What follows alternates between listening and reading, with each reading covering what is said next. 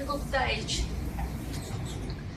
Gupta as है वो Indian architecture sculpture जो पूरा आर्ट फॉर्म्स हमारा जो डेवलप होता था उसका गोल्डन पीरियड मानते हैं। तो ये टाइम पे काफी स्टेबिलिटी भी थी और प्रॉस्पेरिटी भी थी और गुप्ता किंग्स काफी इनिशिएट भी करते थे।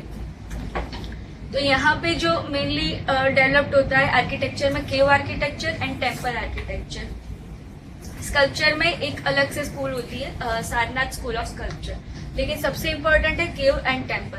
जैसे कि मैंने बताया केव वहाँ पे इंडिविजुअल था, लेकिन यहाँ पे स्टेट इनिशिएट करता है तो काफी बड़ा डेवलपमेंट होता है। गुप्ता एज जो गुप्ता किंग्स थे वो ब्राह्मणिकल थे, लेकिन बाकी सारे रिलीजन्स की और काफी टॉलरेंट थे। तो बुद्धिस्ट और जैनिस्ट भी काफी डेवलपमेंट हुआ है, लेकिन हिंदुइज्म का पहले जितना डेवलपमेंट नहीं हुआ था उतना अभी होना स्टार्ट होता है। जो हिंदुइज्म की मेनली 3 डिएटी है जो रीजन के हिसाब से हम ज्यादा कम उसका इन्फ्लुएंस दिखता है। विष्णु का इन्फ्लुएंस नॉर्दर्न सेंट्रल इंडिया ये सब एरिया में ज्यादा होता है, जबकि शिवा है वो सदर्न इंडिया में इसका इन्फ्लुएंस ज्यादा होता है। तो ये सारे जो आर्ट फॉर्म्स डेवलप होते हैं तो ये गॉड का वहाँ पे उसके आर्ट फॉर्म्स में ज्यादा दिखता है इन्फ्लुएंस, जबकि शिवा का है सदर्न इंडिया में ज्यादा दिखता है। और शक्ति यानी कि जो सारी हमारी देवी होती है उसका बंगाल, ईस्ट इंडिया और वेस्ट में मलाबार कोस्ट, केरला, ये सारी जगह पे इन्फ्लुएंस ज्यादा होता है। तो उसके जो आर्ट फॉर्म्स होते हैं वहाँ पे कहीं ना कहीं उसकी ये स्टोरीज वो सबको प्रेजेंट करते हैं। केव आर्किटेक्चर जो अर्लियर रॉक कट केव्स थी अशोका की, हमने देखा धौली के आसपास, फिर वो बराबर नागा अर्जुनी वो सारी केव स्टार्ट हुई थी। उसके बाद मतलब वो जो केव्स थी उसमें काफी वुडन मटेरियल भी यूज होता था, तो मतलब अंदर जो कुछ आर्किटेक्चरल डेवलपमेंट होता था वो पेरिश नहीं किया। लेकिन इसके बाद जो सारी केव्स आई उसमें केव्स के अंदर भी टेम्पल्स और सब मिलते हैं, जैसे कि हम इलोरा केव्स में और सब पे आगे देखेंगे।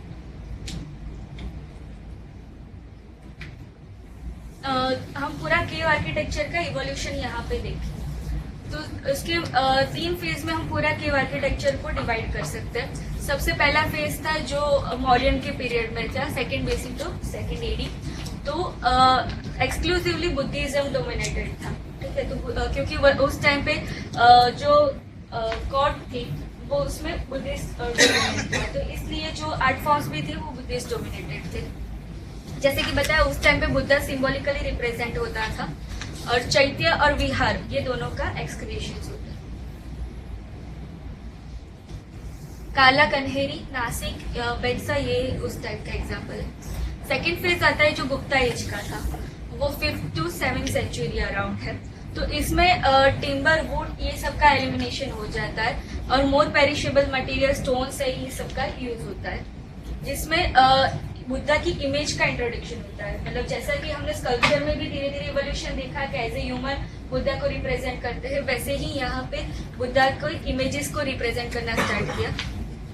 इसका जो एक्सक्यूशन था वो चैत्य का जो था वो पहले जैसा ही रहा, लेकिन बाकी सारी जो हिंदुइस्ट केव्स थी उसका अपनी रिलीजियस फिलोसॉफी के हिसाब से थोड़ा बहुत चेंज हुआ।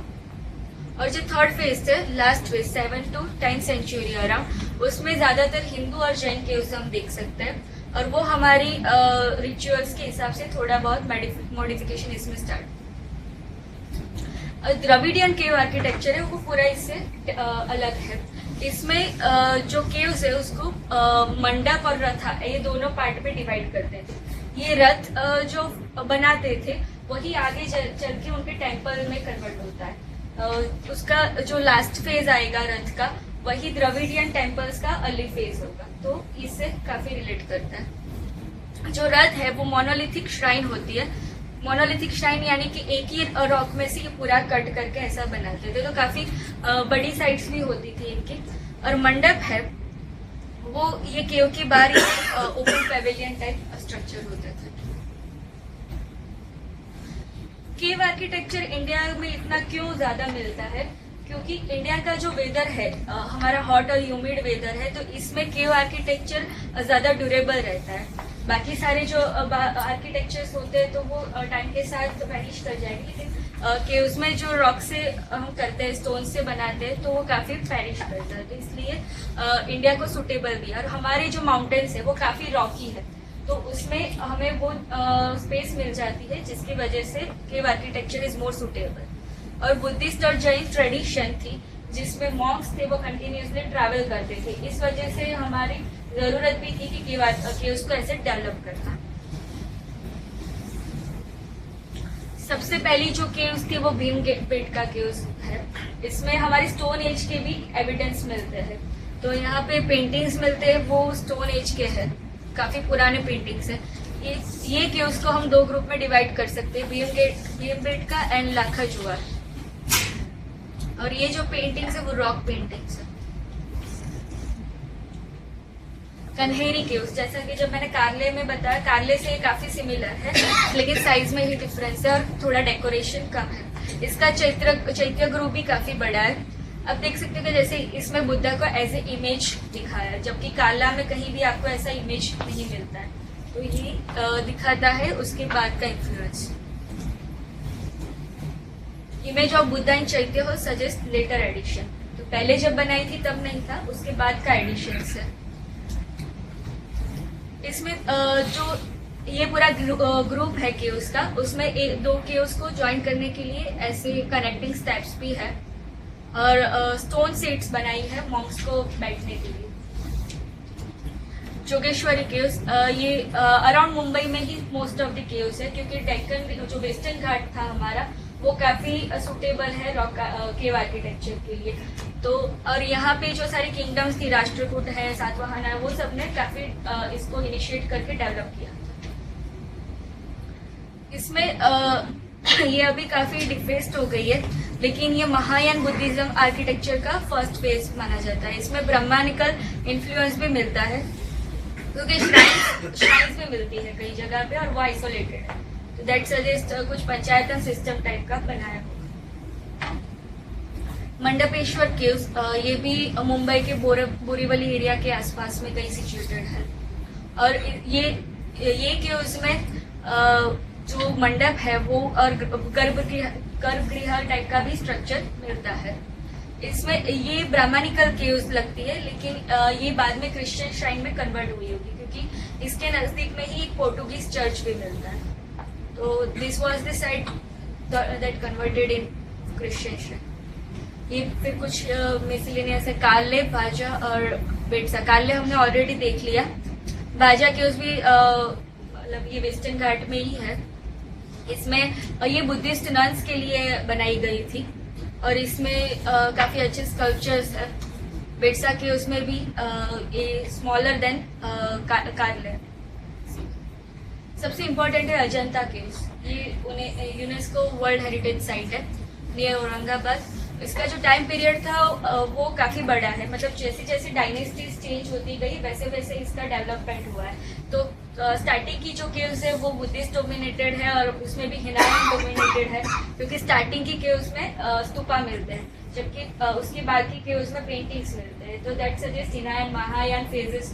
और उसके बाद ये एंटायरली बुद्धिस्ट है, जबकि इलोरा में पूरा डेवलपमेंट मिलता है। ये क्रेसेंट के जैसे शेप्ड है इसकी पूरी। और जो चाइनीज ट्रैवलर्स थे युआन सेंग एंड फाहियान, उन्होंने अपने अकाउंट्स में इसका जिक्र भी किया है। इसमें टेक्निकल नॉलेज और एस्थेटिक विजन ये दोनों को अच्छे से कंबाइन किया गया है। और अजंता इलोरा वैसे हम साथ में बोलते हैं, लेकिन दोनों में बहुत डिफरेंस है। तो अजंता से जो रिलेट करती है, जो उसकी सिमिलैरिटी है वो एलिफेंटा से, और ये सबसे ज्यादा है। इलोरा बहुत ही डिफरेंट है इससे। तो इलोरा और अजंता में कोई भी सिमिलैरिटी नहीं है, एंटायरली बुद्धिस्ट है, जबकि वहां पे तीनों रिलीजन का इन्फ्लुएंस है। इसका जो टॉप व्यू है पूरा ऐसा दिखता है, तो क्रेसेंट मून जैसा दिखता है। ये इसमें बुद्धिस्ट मोनेस्टिक बिल्डिंग्स थी जो मोनेस्ट्रीज और कॉलेजेस जैसे वर्क करती थी। मतलब ये पूरे ही जो ग्रुप है उसमें अलग अलग केव्स को अलग अलग तरीके से यूज किया जाता था। मेजोरिटी ऑफ द केव्स है वो विहार है, जबकि जैसे ही मैंने पहले बताया 4 चैत्य है, बाकी सारे विहार है।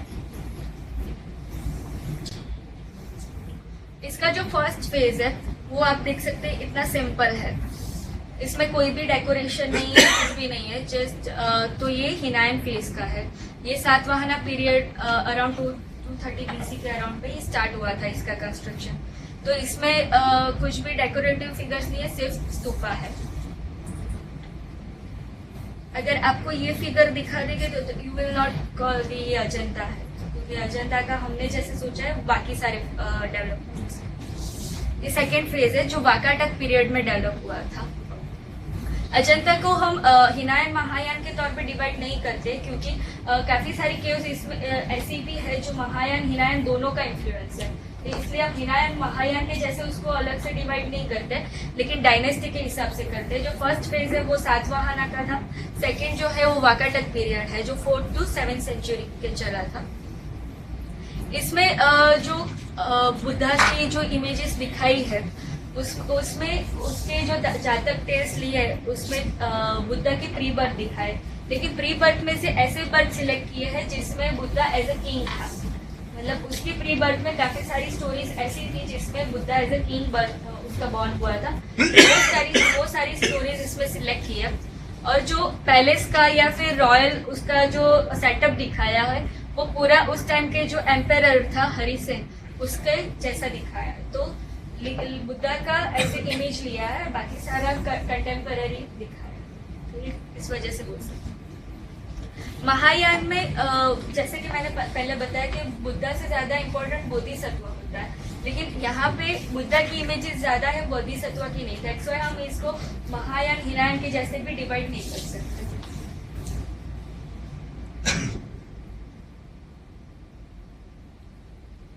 जो पेंटिंग्स काउ की है उसकी टेक्निकलिटी समझते हैं। इसको फ्रेस्को पेंटिंग बोलते हैं। फ्रेस्को पेंटिंग्स वो होते हैं जिसको हम वॉल्स पे करते हैं, तो म्यूरल पेंटिंग्स है। यहाँ पे जितने पेंटिंग्स है वो सारे म्यूरल पेंटिंग्स है। इसमें जो आउटलाइन है वो रेड कलर से करते हैं। इसमें सारे प्राइमरी सेकेंडरी कलर्स इसमें यूज हुए हैं एक्सेप्ट ब्लू। ब्लू यहाँ पे कहीं भी यूज नहीं हुआ है, क्योंकि ब्लू इंडिया में बहुत ही रेयर था। इंडिया में हम नहीं बना पाते थे, तो अफगानिस्तान से लापिस लाजुली लाते थे, उसके बाद ब्लू कलर बनता था, तो काफी रेयर था, इसलिए यहाँ पे कहीं भी यूज नहीं हुआ है। फ्रेस्को पेंटिंग में ये होता है कि जो वॉल है उसको काउडंग और राइस हस्क ये दोनों के कॉम्बिनेशन से पूरा प्लास्टर करना है। फिर वो जब तक वेट रहे तब उसके ऊपर पेंटिंग करनी है, यानी कि जो वेट सरफेस है उसके ऊपर ही कलर्स अप्लाई करना है, तो इसीलिए उसको फ्रेस्को पेंटिंग बोलते हैं, वेट फ्रेस्को बोलते हैं। फ्रेस्को में दोनों टाइप के होते हैं।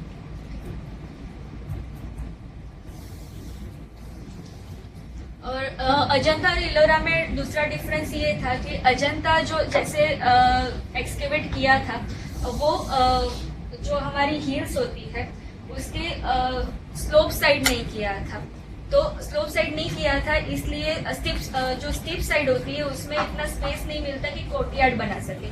तो जो केव होती है उसके बाहर ओपन पेविलियन जैसा स्ट्रक्चर कहीं पे भी नहीं मिलता है, और केव्स भी थोड़ी छोटी होती है कंपैरेटिवली इलोरा जो है वो स्लोप साइड है, तो उसमें ये स्पेस मिलती है।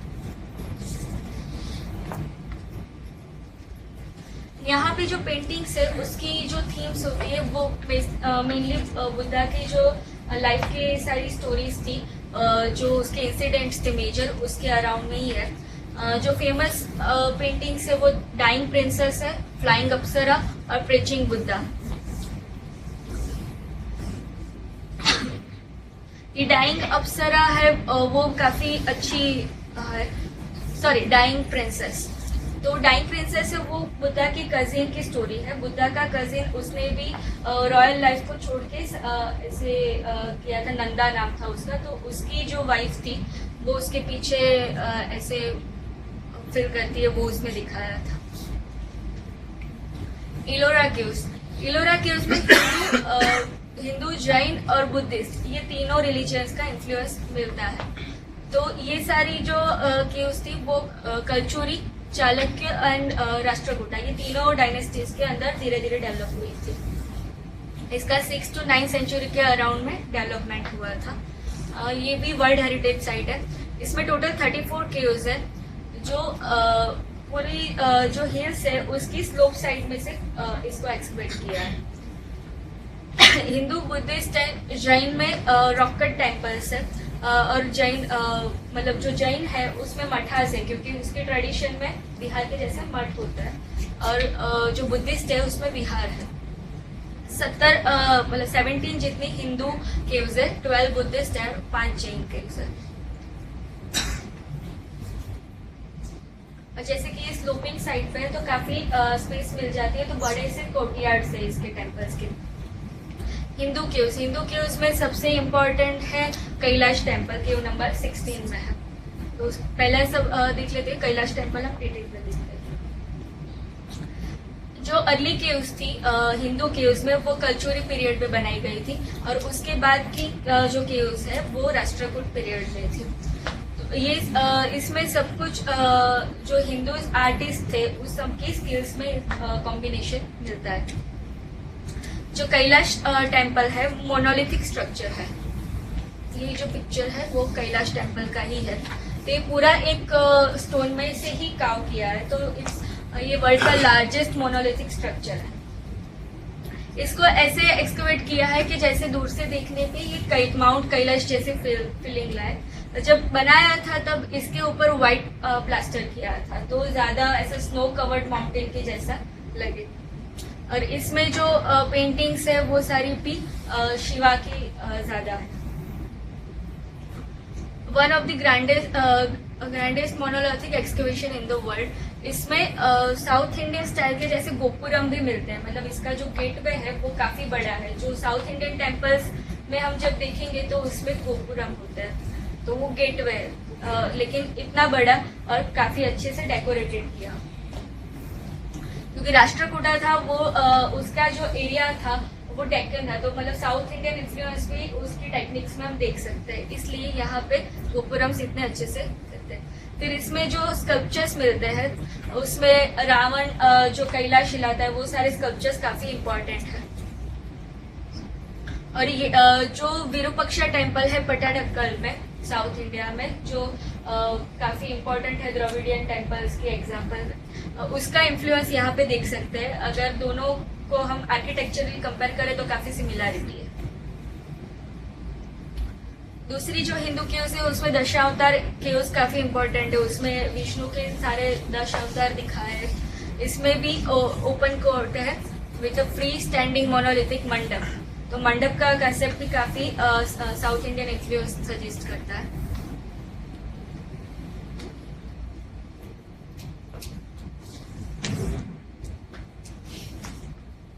और रावण की खाई वो भी एक इम्पोर्टेंट केव है हिंदू केव्स में, लेकिन सबसे इम्पोर्टेंट है वो केव number 16 Kailash temple. Buddhist caves, इसमें हम देख सकते हैं कि बुद्धा प्रीचिंग बुद्धा का ऐसे इमेज भी है, लेकिन ये जो इमेज है ये बुद्धा का नहीं, ये विश्वकर्मा का है। यहाँ पे जो बुद्धिस्ट केव्स है उसमें एक जो बुद्धिस्ट श्राइन थी, पहले दिखने में बुद्धिस्ट लगती थी, लेकिन बाद में जो विश्वकर्मा है that is God of craftsman, तो उसकी इमेज इन्होंने बनाई है। तो यहाँ पे बुद्धिस्ट, और इसके पीछे बोधि ट्री का उन्होंने इमेज बनाई है, तो ये इम्पोर्टेंट। जैन केव्स 5 केव्स है और सारी दिगंबरा सेक्ट से बिलोंग करती है, क्योंकि जो दिगंबरा सेक्ट की सिंप्लिसिटी है वो केव्स में हम देख सकते हैं। और ये केव्स की इम्पोर्टेंट बात ये है कि इसमें एक प्लेस है जिसको संवत्सरना बोलते हैं, तो वो जैन फिलोसॉफी में या जैन रिलीजन में काफी इम्पोर्टेंट होता है, क्योंकि जब तीर्थंकर है वो ओमनीसाइंट हो जाता है, यानी कि एनलाइटेड हो जाता है, उसके बाद जो वो सरमन करता है उसको संवत्सरना बोलते हैं। तो जब तीर्थंकरा वो प्रीच कर रहे हैं ऐसी कल्चर्स बनाए, तो वो ये सजेस्ट करते हैं, तो इसलिए जैन रिलीजन के काफी इम्पोर्टेंट प्लेस है। इसमें जो 2 इम्पोर्टेंट है वो इंद्र सभा है, जगन्नाथ सभा। इंद्र सभा पहले इसलिए बोला गया था कि सबसे पहले जब ये एक्सकेवेट हुई थी साइट, तो ये जो था इसके डेकोरेशन से और इस सब से वो इंद्र जैसा फील हुआ, इसलिए उसको नाम इंद्र सभा दे दिया। लेकिन जैसे फर्दर एक्सकेवेशन हुआ तो ऊपर यक्षिणी और ये सब का भी तीर्थंकर का मिला, तो बाद में ये प्रूव हो गया कि ये जैन केव है, तो इसलिए फिर इंद्र सभा नाम है, लेकिन इंद्र का कुछ भी उसमें नहीं है। यक्ष मिलता है ये माटंगा जो उनके तीर्थंकर से रिलेट कर रहा है। ये जैन केव है ऐसा प्रूव होता है। ये 2 स्टोरीड है और ऊपर है वो सारे 24 तीर्थंकर जो इनके हैं, 24 तीर्थंकर, उन सबके स्कल्पचर्स हैं। और पार्श्वनाथ का रॉकेट स्टैच्यू। जूनागढ़ केव्स जो गुजरात में है, ऊपरकोट, तो वो भी एक इम्पोर्टेंट आर्किटेक्चरल डेवलपमेंट था। ये बुद्धिस्ट साइट है क्योंकि वहाँ पे हम देख सकते हैं कि अशोक का काफ़ी इन्फ्लुएंस था। वहाँ पे एडिक्ट्स भी मिलते हैं, तो ये भी उस टाइम पीरियड की है। इसमें एक अपर चैम्बर है और एक लोअर चैम्बर है और दोनों को कनेक्ट करती हुई एक ऐसे स्टेयर्स है और उसके जो पिलर्स है वो रिचली कार्व्ड है। तो अभी तो ये इतनी अच्छे से रही नहीं है, लेकिन उसकी जो पिलर्स है वो काफ़ी इम्पोर्टेंट है। बाघ केव्स, ये एमपी के पास जो बाघ रिवर है एमपी में, उसके पास में ये केव्स है। ये भी 6th सेंचुरी अराउंड है। ये अजंता केव्स से काफी सिमिलर है इन सारे एस्पेक्ट्स में। तो अजंता से उसके पेंटिंग्स, उसकी जो टेक्निकलिटी है वो सब कुछ सिमिलर है। तो अगर प्रीलिम्स में क्वेश्चन आता है कि अजंता से मतलब ये आ चुका है, तो अभी तो नहीं आएगा, बट ये आंसर था, बाघ था। ये सैंडस्टोन केव्स है। इसमें फ्रेस्को पेंटिंग्स काफी अच्छे हैं और sculptured stone work. Elephanta caves, ये मुंबई के पास मिली थी। जब ये केव्स एक्सकेवेट हुई फर्स्ट टाइम, तो उसके बाहर एक एलिफेंट का बड़ा सा स्कल्पचर था। दैट्स व्हाई इसको एलिफेंटा, ये आइलैंड का नाम भी एलिफेंटा दिया है बाद में। तो ये भी वर्ल्ड हेरिटेज साइट है और इसमें हिंदू और बुद्धिस्ट दोनों केव्स मिलते हैं। इसके राइट साइड पे बुद्धिस्ट है और लेफ्ट साइड पे हिंदुइज्म के केव्स है। ऐसा कुछ हिंदू केव्स में मेनली रॉकेट स्टोन स्कल्पचर्स है जो शिवा को रिप्रेजेंट करता है, और बुद्धिस्ट में विहार और चैत्य है। जैसे कि मैंने बताया, इलोरा से काफी रिलेट करता है। तो इलोरा का जैसे कैलाश टेम्पल है, वैसे ही इसमें कुछ ऐसे शिवा के सारे स्कल्पचर्स मिलते हैं। इसमें सबसे इम्पोर्टेंट ये त्रिमूर्ति, जो बुद्धिस्ट जो हिंदुइज्म की ट्रेडिशन में हम जनरेटर, ऑपरेटर, डिस्ट्रॉयर ऐसा बोलते हैं, जो विष्णु, ब्रह्मा और शिव, ये तीनों को हम दिखाते हैं। तो ये फिगर ये सजेस्ट करती है। और सारी केव्स है जो ये टाइम पे डेवलप्ड हुई थी। इसमें नासिक केव्स जो हमने ऑलरेडी देख ली, पांडुलेनी केव्स है। फिर उंडावली केव्स है, वो विजयवाड़ा के पास है, आंध्र प्रदेश के अराउंड में। तो वो काफी एक प्रोमिनेंट था क्योंकि ये रीजन में 2-3 केव्स बहुत अच्छे से डेवलप्ड हुई थी। तो एक एग्जांपल वहाँ का है। इसमें ये विष्णु का जो स्टैच्यू है ऐसा, ये ग्रेनाइट से स्कल्प किया है, तो वो काफी इम्पोर्टेंट है। जो विष्णु सोते हुए विष्णु का जो स्कल्पचर होता है वो है, तो उसका पॉलिशिंग आज भी काफी अच्छा है, तो इसलिए वो इम्पोर्टेंट है। फिर उदयगिरी केव्स है, वो भी उसमें इंस्क्रिप्शंस और डॉक्यूमेंट्स की वजह से काफी इम्पोर्टेंट है। खारवेल के टाइम पे बनाई गई थी। और एलईडी-पट्टम केव्स है, वो जैन केव्स के हिसाब से काफी इम्पोर्टेंट है क्योंकि जैन फिलोसॉफी में जो कायोत्सर्ग और साले खाना, यानी कि फास्ट अंटिल डेथ, वो सारे जो मॉन्क्स करते थे, वो ये केव्स में ज्यादातर करते थे। तो ये केव्स जैन मॉन्क्स के लिए काफी रिलीजियस एस्पेक्ट से इम्पोर्टेंट है। और इसमें इंस्क्रिप्शंस भी है जो ब्राह्मी स्क्रिप्ट में तमिल लैंग्वेज